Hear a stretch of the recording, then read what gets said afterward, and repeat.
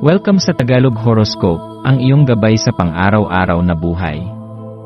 Hatid namin ang pinakadetalyadong horoscope na magsisilbing gabay mo sa pera, trabaho, pag-ibig, kalusugan, at swerte. Naway magtagumpay sa buhay ang lahat ng ating tagapakinig at subscribers sa buong mundo. Maraming salamat sa pag-subscribe at tanggapin ang siksik, liglig, at umaapaw na biyayang hatid ng Tagalog Horoscope. Ito ang iyong pang-araw-araw na horoscope para sa Taurus, para sa ika-19 ng Marso, 2025. Ngayong araw, tila may banayad na pagtawag mula sa kalawakan na nagtutulak sa iyo upang huminto sandali at magnilay. Aries, ito ay isang paalala na minsan, ang pagpause sa gitna ng iyong abalang buhay ay mahalaga upang magkaroon ka ng pagkakataong suriin ang iyong sarili, iyong mga pangarap, at ang mga bagay na pinahahalagahan mo. Ang araw na ito ay tila isang pagsasanay sa pagtanaw sa nakaraan, upang mas maunawaan mo kung paano ka nakarating sa kasalukuyang yugto ng iyong buhay. Sa pamamagitan ng pagninilay na ito, mas magiging malinaw sa iyo kung anong mga desisyon at hakbang ang dapat mong gawin sa hinaharap. Habang nagliliwanag ang buwan sa ilalim ng Scorpio, may kakaibang pangakit ang mga paksang madalas ituring na maselan o lihim. Maaaring makaramdam ka ng pagnanais na alamin ang mga bagay na matagal mo nang iniiwasan o hindi mo lubusang nauunawaan. Ang enerhiyang ito ay maaaring magdala ng kaliwanagan sa mga aspeto ng iyong buhay na tila matagal nang naguguluhan o nagiging palaisipan sa iyo. Ngunit habang naglalakbay ka sa ganitong uri ng pagninilay, mahalaga ring huwag mong kalimutan ang halaga ng mga bagay na pinangangalagaan mo, maging ito man ay material na ari-arian o mga ugnayan mo sa mga mahal mo sa buhay. Ang mga bagay na pinahahalagahan mo ay hindi lamang mga pisikal na bagay kundi pati na rin ang emosyonal na koneksyon na naitatag mo sa mga ito. Ngayong araw ay magandang pagkakataon upang pagnilayan kung gaano nakalayo ang iyong narating. Sa pagtingin sa iyong mga nakaraang tagumpay at pagkakamali, mas madali mong mauunawaan kung ano ang iyong mga pangangailangan at kung anong mga bahagi ng iyong buhay ang nangangailangan pa ng pag-unlad. Maging tapat sa iyong sarili habang iniisip mo ang mga bagay na nakatulong sa iyo upang makarating sa kasalukuyan. Pag-isipan din kung may mga aspeto ng iyong buhay na tila naiiwan o hindi mo pa nabibigyang pansin. Ang mga bagay na ito ay maaaring maging susi sa tagumpay na iyong minimithi. Habang ang enerhiya ng araw na ito ay nagdadala ng pagninilay, maaari ring may mga distraksyon na lilitaw sa iyong paligid. Ang mga distraksyong ito ay maaaring tila hindi mahalaga sa unang tingin, ngunit kung hindi mo ito babantayan, maaari itong makaapekto sa iyong mga desisyon. Halimbawa, maaaring may mga taong magbibigay sa iyo ng impormasyon na lilihis sa iyong atensyon mula sa iyong tunay na layunin. O kaya naman, maaaring may mga emosyon kang biglang mararamdaman na maaaring makaapekto sa iyong paraan ng pagdedesisyon. Mahalagang maging kalmado at manatiling nakatuon sa iyong mga layunin upang hindi ka malihis sa iyong landas. Ang iyong natural na katatagan bilang isang Taurus ay magiging mahalagang sandata mo ngayong araw.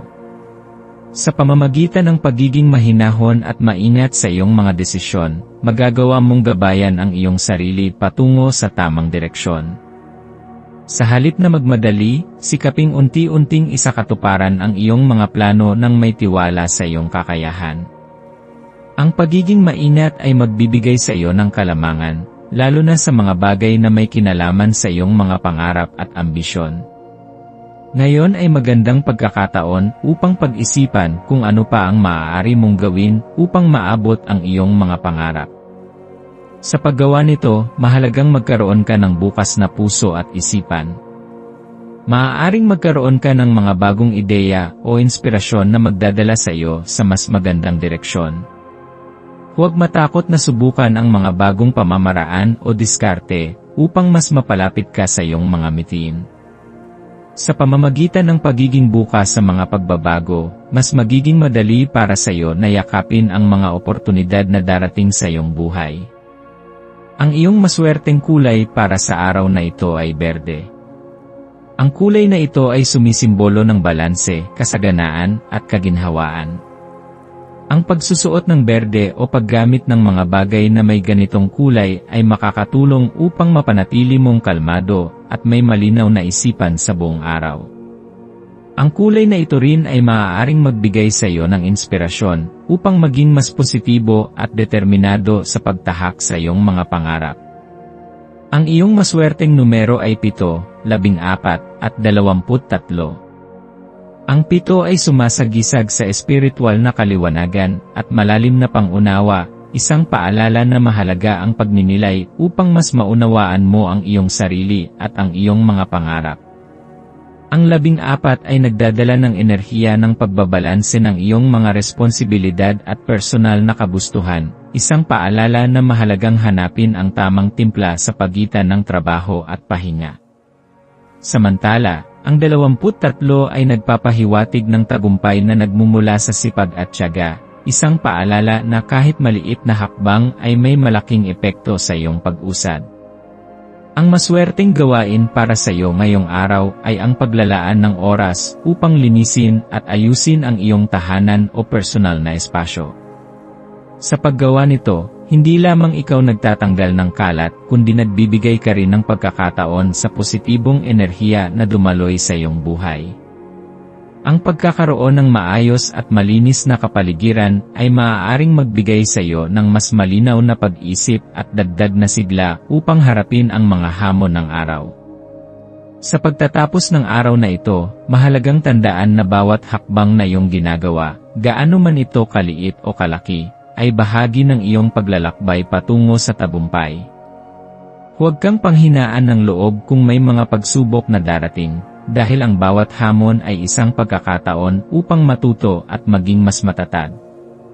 Magtiwala sa iyong sarili, sa iyong mga kakayahan, at sa mga taong sumusuporta sa iyo. Sa pamamagitan ng pananalig at determinasyon, makakamtan mo ang mga tagumpay na matagal mo nang pinapangarap.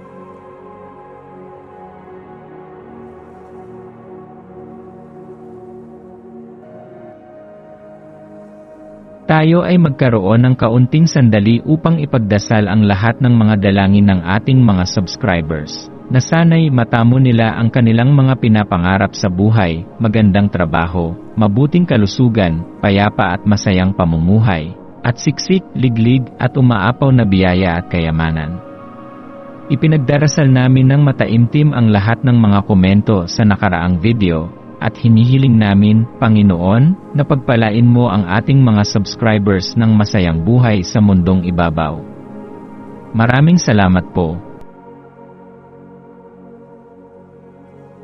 Maaari kayong mag-subscribe sa aming channel na Daily Prayer, kung saan nag-a-upload kami ng pang-araw-araw na Catholic Gospel readings, reflections, at daily rosary reading para sa lahat ng misteryo ng araw. Tulungan ninyo kaming buuin ang community na ito at mag-subscribe na. Ang link ay nasa description box. Maraming salamat sa panonood ng iyong horoscope ngayon araw. Naway gabayan ka ng mga bituin sa iyong landas.